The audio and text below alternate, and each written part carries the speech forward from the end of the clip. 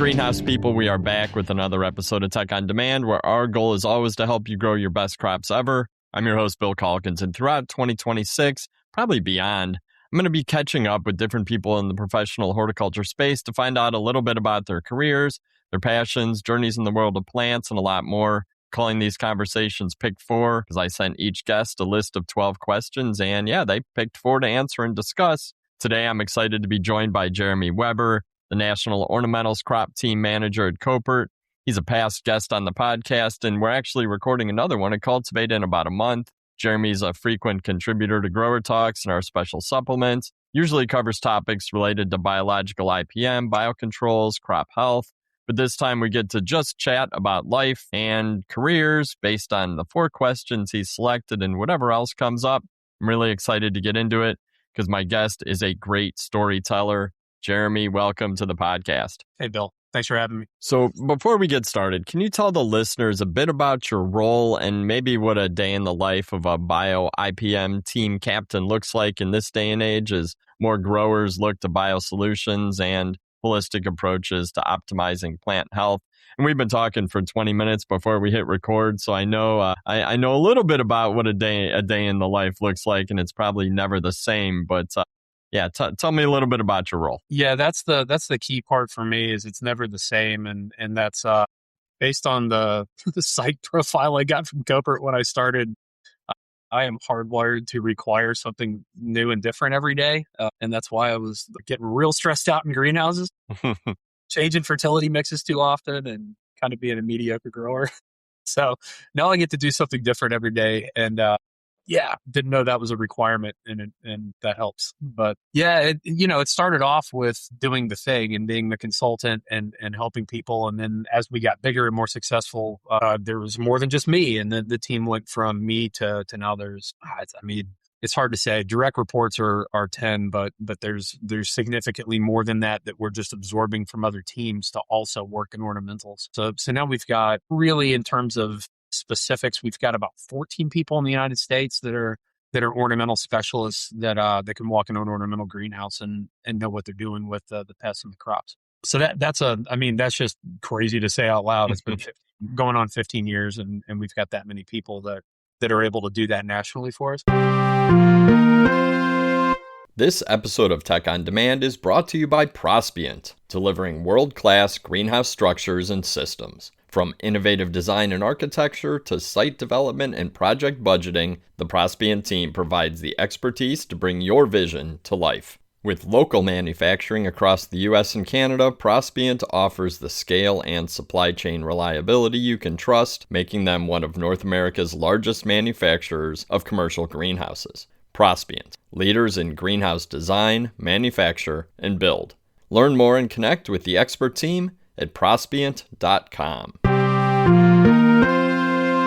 And it's really just, I think for me, it's trying to build that team and make sure everybody knows what they're doing and knows who to call. Because it really doesn't matter if you know everything about all the plants, which that's why ornamentals are fascinating. You have to be a plant geek to a certain extent. And, for sure. All right, great. You're a CEA tech rep. Well, that's fine. That's awesome. It's highly technical, but there's only so many varieties of lettuce or tomatoes or peppers you're going to walk into. And at the end of the day, if you know how to handle lettuce, you know how to handle lettuce. But if you walk into an ornamental greenhouse, minimum 400 varieties or something, at least. Yeah. Sunny Border before I left there, before that company went under, I think there were 4,800 genus and species. That's wild. That's an extreme, but so like that's where it's the support for the people on the team to be able to walk into a facility and know what questions to ask. It's got to be really, really high. So we're constantly sort of working on stuff like this to help put the education component out there in the wild and help the industry as a whole, not just our people that we talk to directly, but then also supporting our people internally so that they know what questions to ask. Yeah. It's not about walking into a place and like expounding. Yeah, whatever. We're bug nerds. We know about the bugs. That's really the easy part. It's knowing what you're looking at and knowing how to ask questions and get people to open up and want the advice in the first place. That's the art. True. That's true. So yeah, I mean, a day in the life probably never looks the same. And I'm like you. I like to have it change up. I couldn't do the same thing every single day. I have in the past. Sometimes it gets boring, but I have to say, every time you and I talk, I learn a ton of new things. And the same really goes for your entire team. And you mentioned the large team that you work with. You guys really have a great group of really smart people. You guys truly care about your customers. I've learned that over the years and talking to so many of your team members. But yeah, really appreciate your time today. You ready to get into the 4 questions you picked? Yeah, I don't know how much prep work I did on all of them, but these are the 4 I thought made the most sense. So yeah, I can BS. We'll see. All right, let's do it. Let's do it. We'll kick it off with the classic you picked, and that is, what was your first exposure to horticulture, and how did you feel or react or respond? I mean, I think that my first exposure ever was my grandmother out behind her house showing me how to air layer azaleas. Oh wow, okay. And I mean, I was a kid. My memory isn't overly fleshed out from that time. So I was in elementary school. And yeah, that was in Prosperity, South Carolina, outside of Newberry, 2 towns you've never even heard of, but Right. out of Lake Murray, sort of in the middle. And yeah, they had an old lake house from the 40s out there, and we'd go out there for holidays, and she had plants everywhere. She had a little greenhouse. She was very, very much into that, and I was oblivious for that whole part of my life. But for being oblivious to it, I still remember it. And she would just pick up. Lake Murray has red clay and quartz rocks. It's kind of gross. Your feet would sink in, when you're going swimming, and then Oh yeah. clay. But she'd grab one of these quartz rocks and just clear the leaves off the ground, put the branch on the ground, and come back next year, snip the thing off, and move it, plant it somewhere else. Cool. And I did that with rhododendrons in my yard this year. Oh wow. And it's just interesting when your memory is as bad as mine now, and that's part 2, by the way. But when your memory is as bad as mine now is, it's interesting, the stuff that I noticed that I do remember and the stuff that did imprint. Mhm. And, oddly enough, propagation is something that I've always loved doing. I still kind of identify myself as a propagator, even though I haven't had that job for forever, and likely never will again. Mm-hmm. It's still, that one sticks out. I like making roots. Yeah, no, and that's actually really a cool story. I think a lot of us can trace some of our interest in this industry back to grandma or grandpa. And no, it doesn't surprise me that when you were a kid at a lake house, maybe the top thing on your mind wasn't the plants surrounding the lake house. But that's cool that you can pull that memory back up, and that it's something you're still interested in today. It's always there. And then, God, what was it? Probably 15 years after that, I was living I was very fortunate to be able to rent a beach house off season out on Folly Beach outside of Charleston, South Carolina. And, there was we'll say this was allegedly, I found a seed in a bag of something that I had purchased, and, Mhm. and I germinated that on my back deck, which was extremely illegal at the time. Right. And I'm like, yeah, I can grow plants. I'll figure this out. Or I could not. That thing was dead in 2 weeks. Yeah. But it was probably the first seed that I had ever germinated in my Mhm. life Yep. deliberately. Yeah. Was like, yeah, I'm going to get a pot. I'm going to get some soil. I'm going to make a plant. And God, it was probably 19. Yeah. Sure. Dreadlocks. Yep. I just been to my first fish show 8 or 9 months before that. Nice. Just dirty surfing hippie. Oh yeah. And I'm like, yeah, this is cool. So I went into a greenhouse on Folly Road, a retail garden center called Hines, and George Hines he's a Clemson alumnus, real influential guy down there. And I managed to piss that guy off within about 2 weeks, and he fired me. There you go. So was that your first greenhouse That was job? my first horticulture job. I Okay. was in and out of there in about 2 weeks, and I just, dirty hippie, smart ass, Oh, yeah. didn't jive, but there was just something about it that engaged, and Mhm. and I keep meaning to tell him, like, just go in there if he's still around. I've heard he's still kicking around, but like, I keep meaning to go in there and just take him. Like, Yeah. hey, man, Oh, yeah. it was terrible. Like, I literally was fired because I said pine straw the wrong way to a client. I ticked the client off, and he wouldn't complain to George. Oh my I'm saying God. 3 tractor trailer loads. Unloaded behind me, just a mountain of pine straw bales. Yeah. The guy's like, "Is this all the straw you have?" And I go, "Yes, sir. Pines." Pine straw.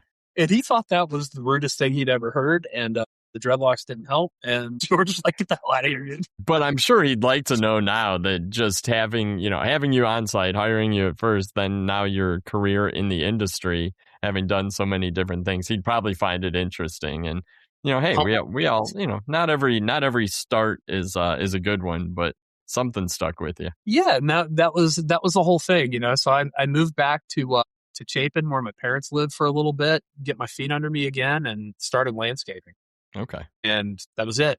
Did that for a couple of years. Went, oh man, I should probably go to college for this because I'm a moron. Mm-hmm. So I went to college, and one thing leads to another, and here I am. But so there was my grandmother, and then eventually just trying to grow some pot on my deck. There you go. Start. That's good. You're probably not the only one who's started in the industry. It was something like that. It's a recurring theme, and I believe due to legislation now and in most of the states we live in, we can be a little more open about it. Yep, absolutely. Yeah. All right, let's dig a little bit deeper. Question number 2: if you had a free hour, what are we going to find you doing? If it's only an hour, then it's gardening. Okay. It's around my house. If I have more than that, then it's something aquatic. I'm either fishing or surfing, but those take more time. But that I am part fish, so I would prefer to be fishing or surfing above anything else. Definitely. I do all the rest of this stuff just so I can afford that. Exactly. But, were you a swimmer growing up, or were you just surfing? Or was that your thing? I've been not competitive swimming, but I've been self-taught since I was 18 months old. Okay. All right. But yeah, I have size 13 feet. I've always had big feet, so I've been able to swim very, very well. And that doesn't hurt. But I was born in Myrtle Beach, so I was an ocean lifeguard down there. You name it. But yeah, a lot of water time. But again, that's not. I live 45 minutes from where I surf, so I don't necessarily go surfing whenever I just drop of the hat. It's a project. So yeah. But if you have a free hour, you're going out in the yard. 100%. I'm pulling weeds and doing something. I'm pruning, walking around with the Felcos. There's always a pile of 1 gallon perennials somewhere that need to get planted. So, if it's only an hour, it's something I'll need. Cool. No, that's awesome. All right. The third question. So, and I've done, I don't know, maybe a dozen of these Pick 4 podcasts, and nobody really has the guts to pick this one. So I'm really interested to hear your answer. What are your top 3 favorite annuals and perennials? Let's go. Let's hear them all. I don't know that I have 3 and 3, right? Because, and this is, a recurring theme after working for Pierre at Sunny Board for so long. There's a perennial or there's an annual. A perennial that's not hardy is still a freaking perennial. Okay. All right. Fair enough. And we're in different zones. So, I freaking love that. That's legit. But give me some of your top favorite flowering plants. How's that? And I might have hung myself because somebody could be like, dude, petunia is a perennial in Mexico. And I wouldn't I'm not going to. We're not gonna split hairs here. Things typically sold as bedding plants. How about that? Fair. I really like Angelonia. There are a lot of plants that look good, at least in the Northeast or the Southeast when it's cooler, right? Nemesia, whatever. It's like, oh man, it's a cool plant. Not anymore. It's not. Now it's garbage. Right. Angelonia is one of those that does well all summer. Once you get that thing established, it just goes and goes and goes. And I like that level of performance in something that is definitely going to die at some point this year. It's going to be later, and it's going to put out a lot of colors between now and then. It's an underrated plant. I've always felt that way. Even now that there's more and more breeding on Angelonia, it's still underrated. We were looking for something to put at my mother-in-law's house by the river, blazing sun. And I was like, go with this Angelonia. And we were just out there yesterday and commenting on it's one of the few plants that survived in that bed over the last couple of years. Good call. It's fun seeing horticulture through my wife's eyes, who is not exposed to any of this other than through me and the people she meets through me. But, she's like, a lot of the plants she loves, I'm like, it's going to look like absolute crap in 2 months. Yeah. Osteospermum. I want to love osteospermum so bad. I want to love. They're great for a while. There's a lot of really cool plants. And then, what do you know? It's 70 degrees at night and they're toast. By the way, if you really want to see these plants look well and you can't afford it, go to New Zealand because, oh my God, it turns out 50 degrees every night. That's amazing. Having nemesia that look like bushes. There you go. having shrubs, and I'm like, oh my God, that's amazing. Osteos, cave daisies. Oh my God. I want to love that plant so much. And then it falls Yeah. off. Yep. But yeah, you get those cool nights like that. And it's just, that's what they're supposed to do. Honestly, dude, favorite annual? I like bubblegum petunia. There you go. I'm basic. That's another one of those plants that, and granted, there's a lot of decent petunias out there, but that's that one that if you put that thing in a basket and you irrigate it and water it, it's going to absolutely rip until here, like damn near November. Right. Oh yeah, because it gets so strong throughout the summer and bigger that same thing here. It'll last till frost. Yeah, if you just water it and fertilize it, mow it a couple times, you can run hedge trimmers on that thing. And I guess I keep coming back to like a reliability thing, versus just that's a cool plant. They're really cool plants, but at the end of the day, I've got other stuff to do, and I'd rather go surf. I don't want to have to tend to this stuff all the time. So like, I don't have one of them planted this year. Ironically, my wife hates petunias, so we don't have petunias. We went with super cows this year, and we were just walking around drinking coffee this morning outside, and they're rocking it. It's they're big, they're tough. That's a plant that I hadn't really tried in the past, but definitely I've been converted. But I like the way you're talking like a homeowner and not a plant nerd, because it is that longevity. It's what lasts. It's what will look good when you take a weekend away, right? Like, yeah, and that's sort of the catch, right? You can or inversely, plant nerd. My favorite plant, period. And I'll get to that with perennials, but it's Fargasia. Nobody likes Fargasia. It's a freaking bamboo. It's invasive. No, it's not. But like, nobody wants that plant. And I've learned this running a nursery back in the day, buying 500 of them or something from Breaks Out in Washington when they were doing TC. We didn't sell them one. They're all at my house now. I was about to say, that's how you fell in love with them, because you ended up with them. But it was that first lesson of just because the plant nerd likes it, that probably is a warning sign, and I know that this is a perennial, but I'm going to bring this up. So I guess I will do a plant nerd one, but I love Anaxanthus, kangaroo paw. Yeah. Definitely a perennial, 100%. But like, for sure. A desert, a dry loving, which is also nice. That's another one. Like, why aren't they more popular? I mean, we're a drought. So many areas have drought issues. Like, why isn't that plant more popular? Is it hard to propagate, or is like the supply chain not there? There's got to be a reason. There's got to be like an industry reason why Anaxanthus isn't more popular than it is. I had no problems buying plugs 15, 16 years ago, but that was a long time ago. I had my ball seed rep find me 300 of each as a trial, and they all ended up in my house. Right.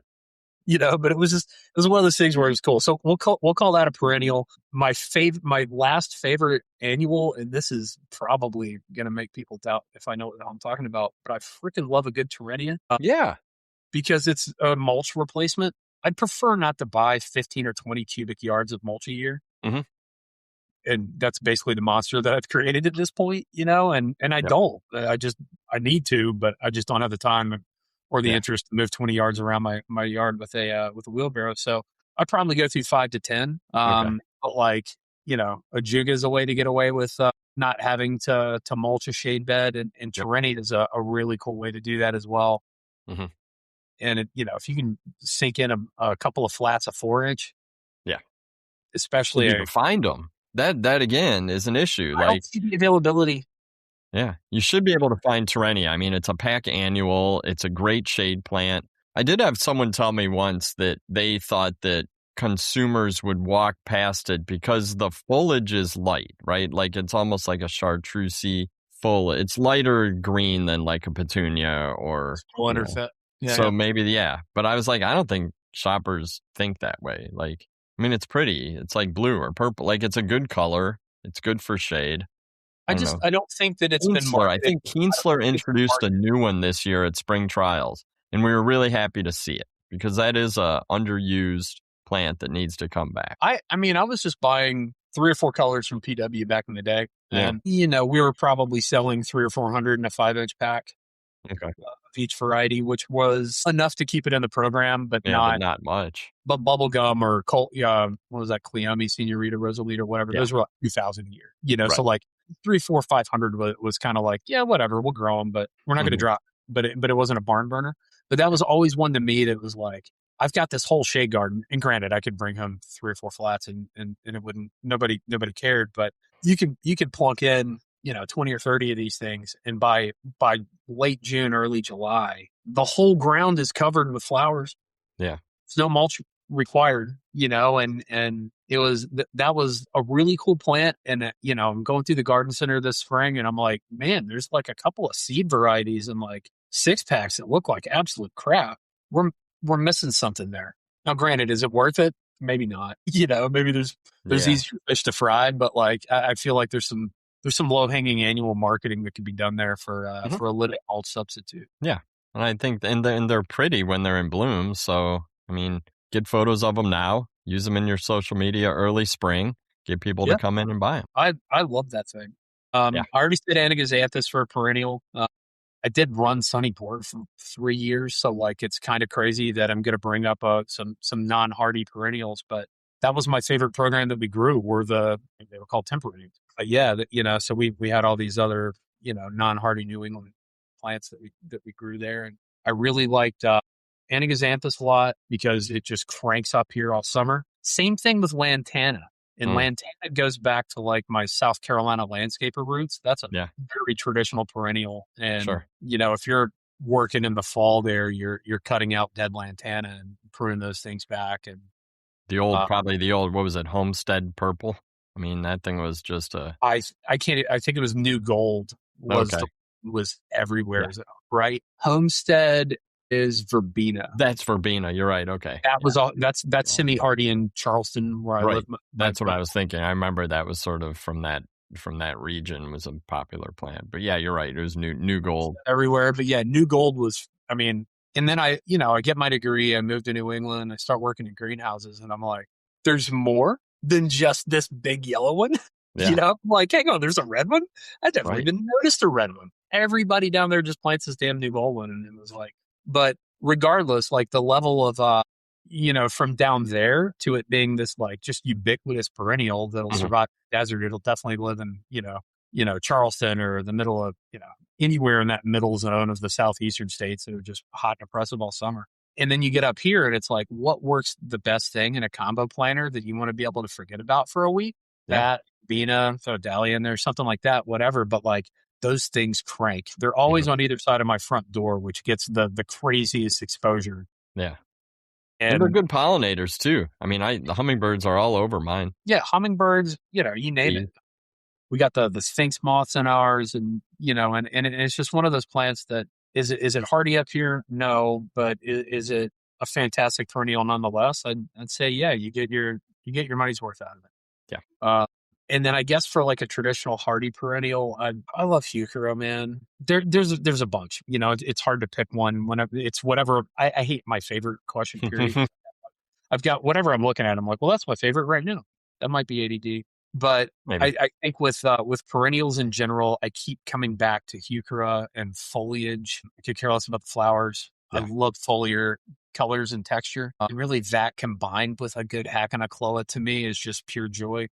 That's cool. No, that's cool. Border Hackana is a great one as well, but I know I'm limited to 3, so I won't expound on. There's no rules. There's no rules in this. But yeah, like that. No, that's cool. I don't know. Flowers are cool. I guess that's how we make our money, right? But plant nerd, I like foliage. I'm a foliage. Well, and coming from Sunny Border with that range of plants, you must have you've seen them all. So it was getting there. It was a lot. There was a lot there for sure. Yeah. That was 15 years ago. I've forgotten 3/4 of it. Right. No, it's true. It's true. Do you think that, I mean, you're in a lot of greenhouses and nurseries. Is there a trend to more diversity in terms of the species or genera or less? I mean, are people narrowing down or are they continuing to have such a huge palette? I can't answer that with any level of, I don't know. I feel like it's gotten narrower. Mm-hmm. I feel like I used to see a bunch of heuchera, but the public didn't jive with them because red flag, plant nerd loves them. We probably only need 4, and purple one, a caramel one, yeah. Yeah. I mean, do I want 10? Yeah. Do we need 10? No. Right. Are there 50? Probably. At least. Yeah. Right. Go to Terra Nova. I'm sure he's got 50. probably 100. Look, he invented it. Yes, do it, man. Dad, please continue to feed the nerds, please. Yeah. But no, I feel like it's probably best to, and unless you want to run the plant nerd nursery, which, Which you need. I mean, I think you need a plant nerd nursery, certainly within driving distance of most big cities. But yes, I don't know that's sustainable if you don't have that kind of population coming to you. I don't know. And that's just me spitballing off the top of my head. I know about what I know about. And the older I get, the more I realize I'm pretty dumb. Mm-hmm. So I know about the Northeast. I know about New England and the market here. And for sure with New York is just insane. Mm-hmm. The businesses that I've walked into on Long Island that could exist nowhere else on the planet, that are able to function completely solvent with fantastic books, and everybody's happy at the end of the day with a profit. You're like, how in the hell would this work? Yeah, that doesn't work in Cleveland or Kansas It might work in Cleveland, honestly. You've got a population there, but the population in New York is huge, and they're willing to drive out 2 hours to go pick a pumpkin for $5 million. Right. And that's true. And you're like, what are you charging to pick your own pumpkins out here?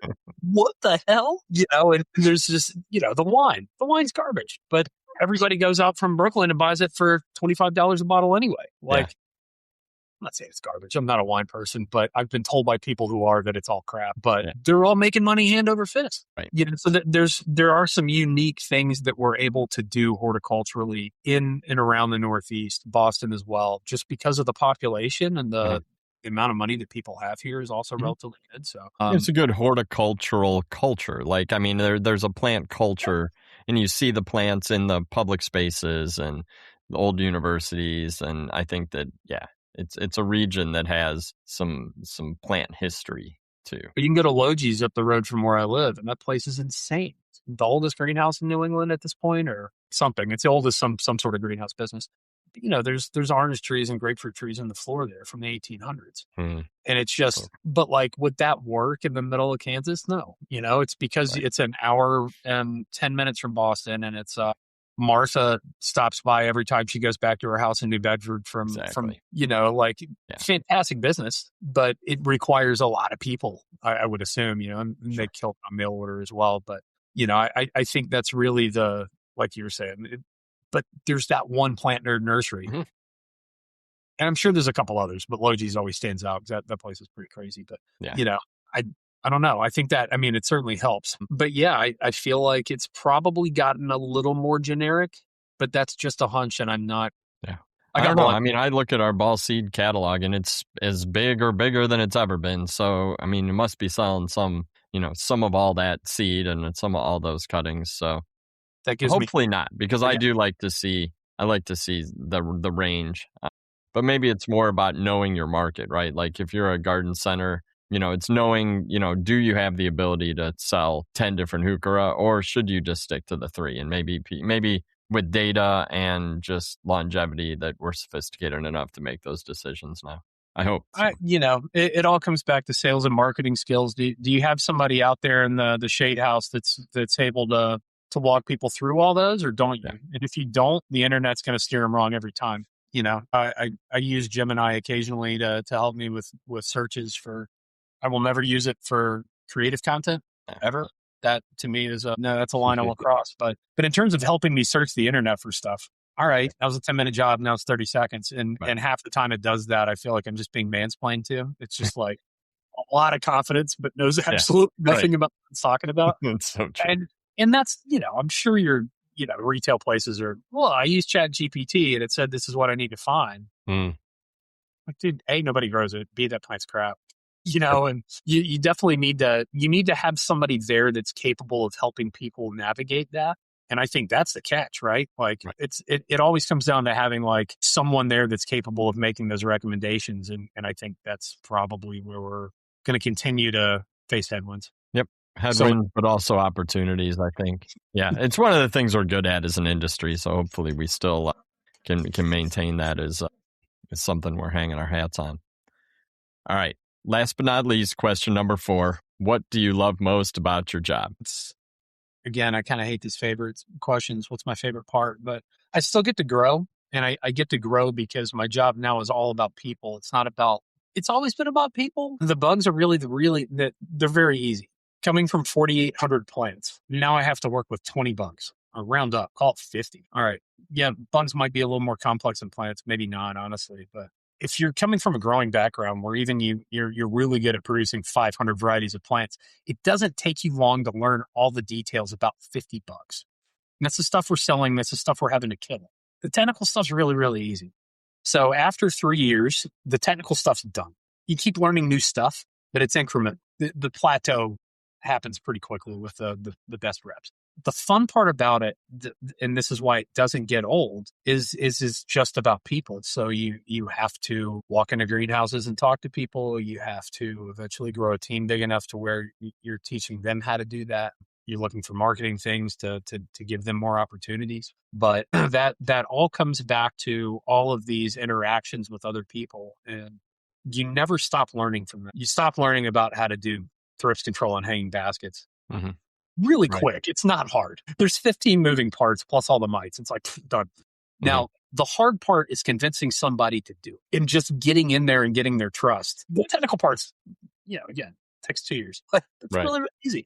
The hard part is getting people to let you in to do that and convincing them that you're there to help them. And that will never be easy. Mm-hmm. You'll never master it. I can claim that I'm an expert in it based on hours attempted, I suppose, but you can never get mastery of that.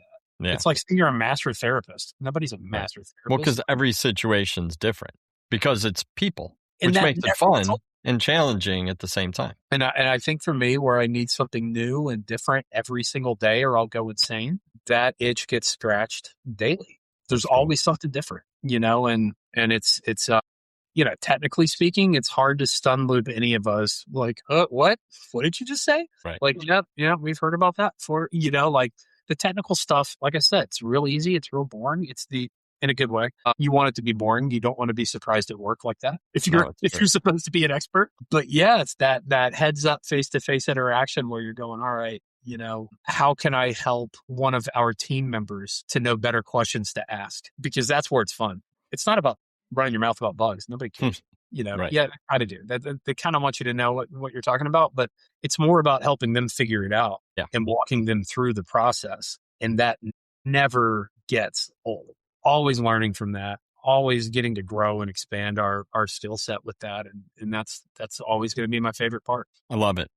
I think that's a great way to close. And I think that thread has followed through this whole conversation, which I appreciate. And this was fun. I knew it would be, but I do really appreciate your time today and for all that you and your team do. I'm looking forward to catching up in person in Columbus next month. Heck yeah. It's always fun. Excellent. Well, I think that wraps up this episode of Tech on Demand, but I cannot close without reminding you to subscribe, share the podcast with your peers. There are more than 250 episodes in the archive covering a wide range of topics. There's really something for everyone: professional horticulture, garden center retail, landscape, CEA production, and more. And I think we hit on just about all those today. So to all the listeners, take care out there.